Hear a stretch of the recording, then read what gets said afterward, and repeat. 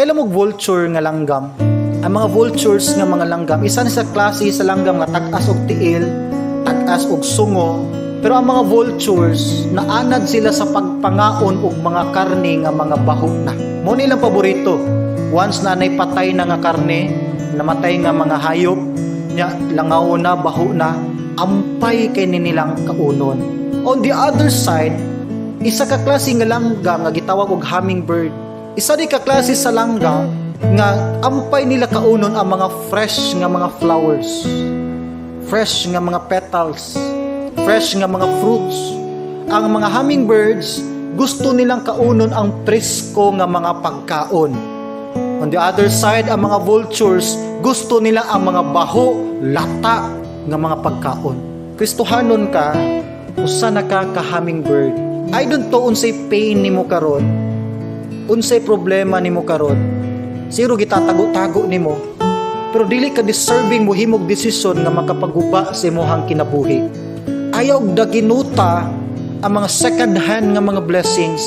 Ayaw pagtago sa isa ka ngit-ngit nga area sa imong life. Ayaw pamahala. Ay ingon bahala na ni Ginoo.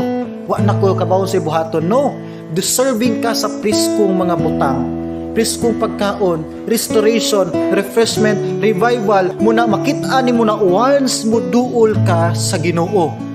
Ayaw tuguti imong problema, mo'y makapalata sa imong life. Ayaw tuguti imong problema, mo'y makabaho sa imong testimony. Ay tanto kung nana ka diya, dili ka vulture. Hummingbird ka. Gidesign ka sa priskong mga pulong sa Dios, sa revival, restoration. Gidesign ka sa mga spiritual things na kay langit nga ulian. Dapit nga gipangandoy ulian sa tanang tao, sa tanang kalag. Ayaw pagpuyo sa kangit-ngit.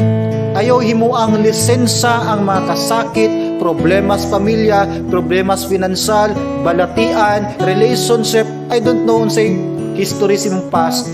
Dili ka deserving imong gubaon, imong kinabuhi tungod ana.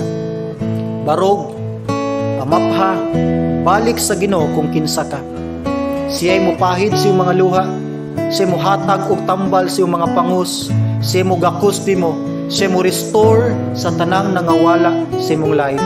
One day, bubangon ka, mubuka ka sa iyong mga mata, nga lig-on na ka, mas lig-on ka kaysa imong kinabuhi sa una.